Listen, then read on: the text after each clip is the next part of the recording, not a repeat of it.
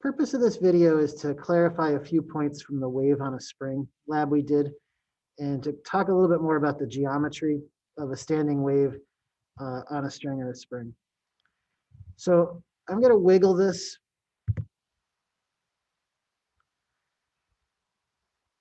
And there's our first resonance, our first one bump wave, if you will. What I'd like you to see here is that there's actually two places where it doesn't move very much. One of them is where it's pinned at the other end, and the other is my hand itself.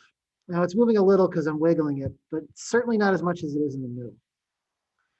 So there's one place where there's a lot of motion, which we call the bump, and there's two places where we don't have much motion. Let me try to find the two bump wave.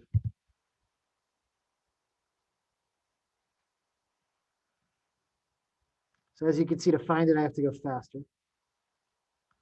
There it is. So in this case, I've got two places where it moves a lot and three places where it's barely moving: here, here, and here. So let's give some names to these places where it's moving or not moving.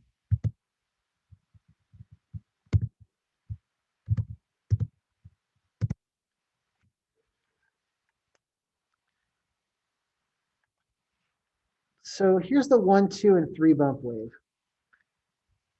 And here's my not moving places on each of them.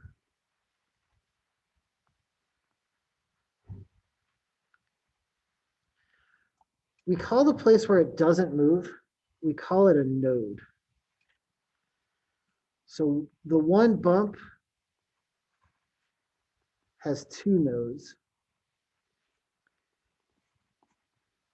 This one has 1, 2, 3 nodes.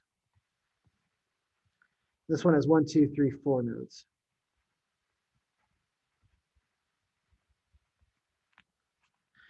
We probably need a fancier name for a bump. A bump is called an antinode. So a not node, a place where we do have motion.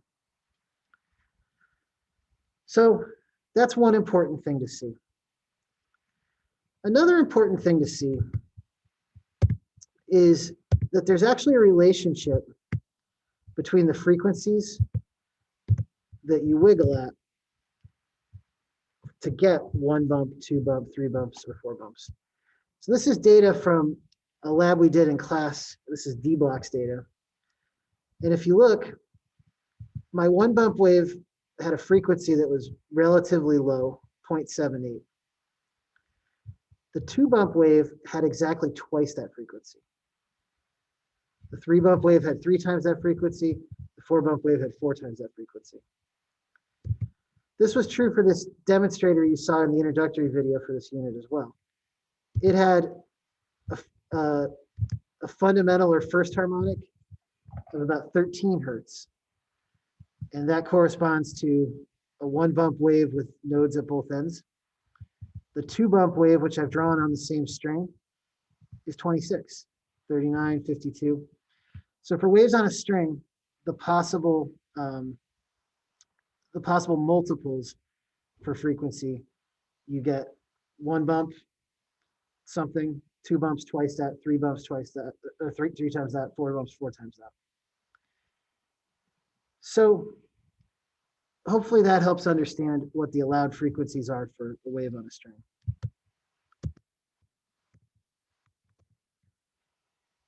Another important thing to recognize is that since a wavelength consists of a peak and a valley, and then oscillating back and forth, it's actually the 2 bump wave that is 1 wavelength. So this whole thing is 1/2 of a wavelength. This is 1 wavelength and a half, so this is 3/2 of a wavelength. And of course, this was 1 wavelength, or 2/2. So it's easy to figure out how much wavelengths fit in a certain length. There's a similar pattern that there is to frequency. Now this is true for wave on a string. I would like to clarify one thing. We've looked at one other type of resonance, which is a pipe that's closed at one end. So this is in the video where I ask you to use tuning forks in this pipe to calculate the speed of sound. This is a different geometry than wave on a string.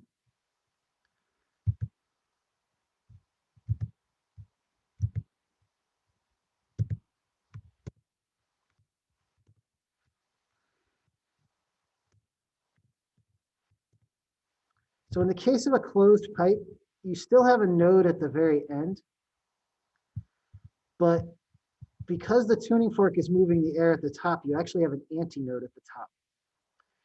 So instead of having complete bumps as your standing waves, you have to end up with having half a bump, because that's the only situation where you have a node at one end and an antinode at the other. So the longest wavelength you could have fitting in there would be a quarter of a wavelength, or half of a single bump, half of a half. You couldn't have 2/4 of a wavelength or half a wavelength, because that would give you this. And then you'd have a node at both ends, and that wouldn't give you the geometry you need for this type of resonance. So the next one that's allowed is 3/4.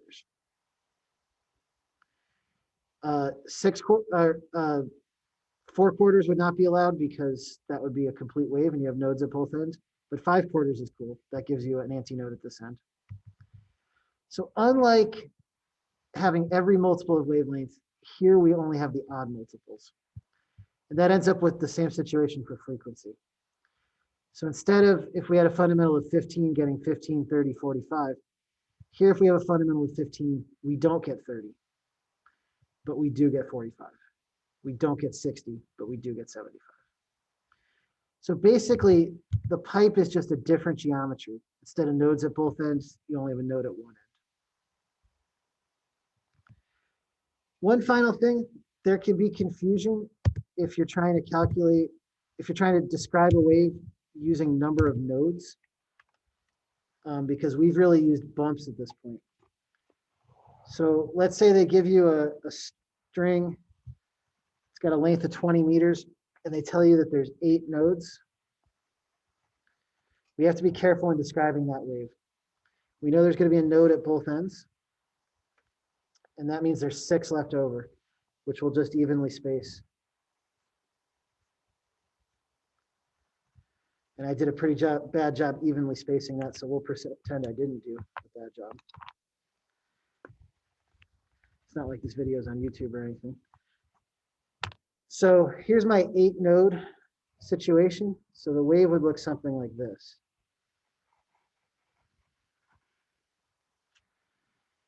And of course, since these are going to oscillate back and forth, these would turn into bumps. And that's 1, 2, 3, 4, 5, 6, 7 antinodes, 7 bumps. Given that 2 bumps is a complete wave, that's a wavelength. That's a wavelength. That's a wavelength. This is only half a wavelength. So this is 3.5 wavelengths.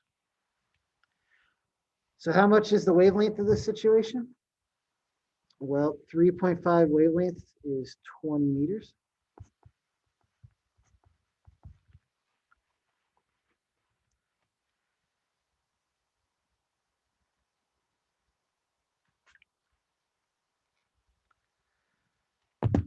So 20 divided by 3.5.